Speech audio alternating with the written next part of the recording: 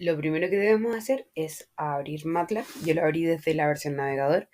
Y acá, como podrán observar, tenemos un código de MATLAB que genera y grafica una señal que consiste en la suma de dos ondas sinusoidales y que se añade ruido, ¿ya? ¿Qué pasa? Se define un vector t que va de 0 a 1 y lo que está al medio es como el espacio que va a estar, o sea, va a estar entre 0,0001 segundos. Si se dan cuenta hay una comita y eso hace que lo transponga, convirtiéndolo como en un vector columna. Después tenemos que es i igual a seno de 2pi 50 por t, más 2 seno de 2pi por 130, creo que fue como el resultado final que le dejé. Esto crea una señal que es la suma de dos sinusoidales, ¿cierto? Una con frecuencia de 50 Hz y la otra de 130 Hz, con una amplitud de 2. Bueno, y el IN que está ahí dice que es IN igual a I más 0.5 random size t, que significa que esto va a añadir un ruido gaussiano aleatorio a una señal. El ruido tiene una desviación estándar de 5, generando una señal ruidosa IN. Bueno, y acá el momento del plot significa que va a graficar los primeros 50 puntos de tiempo t y la señal ruidosa correspondiente a IN. Pero luego yo decido ajustarlo y van a poder observar los resultados.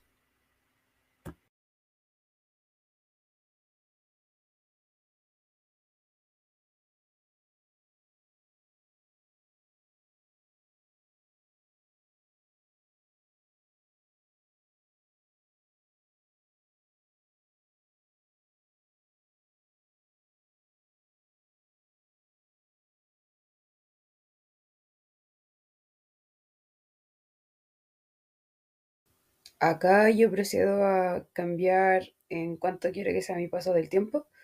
Y como podrán observar, se me modifica como, si bien yo le pedí 50 puntos, ¿qué va a pasar? Acá le estoy agregando 500 y acá en vez de ir de 0 a 5, va a ir de menos 5 a 5. Y así progresivamente.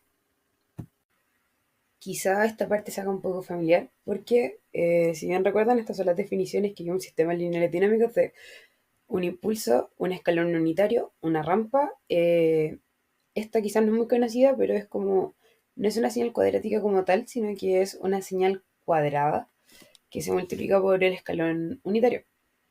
Y bueno, acá nosotros vamos a graficar las cuatro señales que son el impulso, el escalón unitario, la rampa y la señal como cuadrada entre comillas, en un mismo gráfico en función de t. Un impulso unitario en t igual 0, un escalón.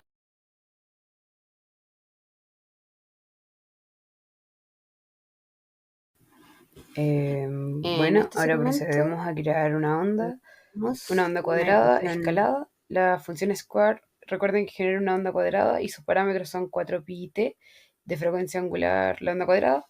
La onda tiene frecuencia angular de 4pi radianes por segundo, correspondiendo a una frecuencia de 2 Hz, dado que la frecuencia angular es 2pi f y f es omega partido 2pi. El 0,81 es la escala de la amplitud, por eso no alcanza a llegar como a 1, ahí lo estoy evidenciando.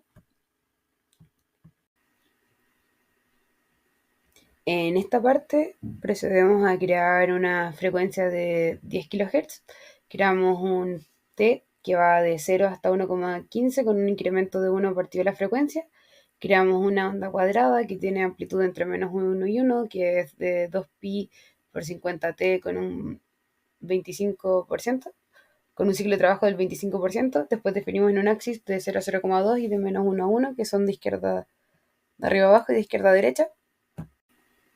De manera análoga, reutilizamos la frecuencia, el t y el x que fijamos arriba. O sea, perdón, ahora reutilizamos el x, pero en vez de hacer onda cuadrada, ahora va a ser sierra, que por eso es sawtooth, que son como dientes. Si se dan cuenta, te establece los mismos puntos de menos 1 a 1 y de 0 a 0,2.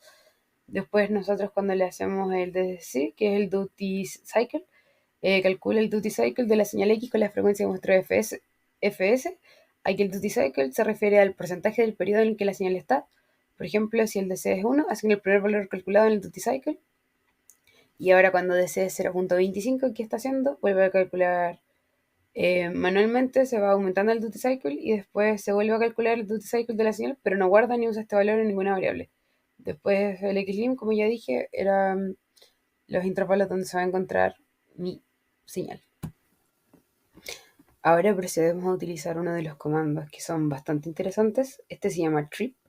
Y acá nosotros definimos nuestro vector t, que va de 0 hasta 2 con un paso de tiempo.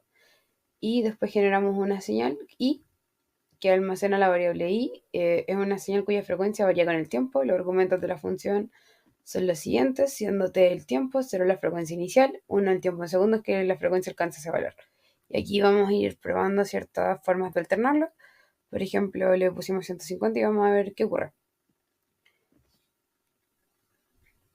Si se dan cuenta, ahí ya se ve como curva. O sea, perdón, se ve una línea recta. Una... Ahora si le hacemos 550, ¿qué va a pasar? Esto va a tener como más forma de diente, de sierra. Y cada vez, mientras más vamos aumentando, más se puede ir apreciando.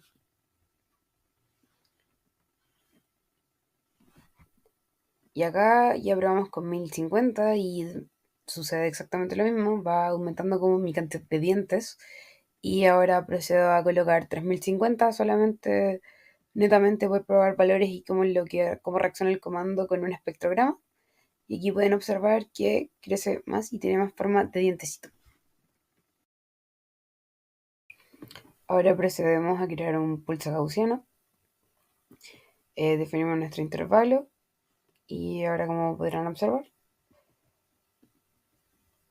se generó el pulso gaussiano y ahora vamos a generar un tren de pulsos.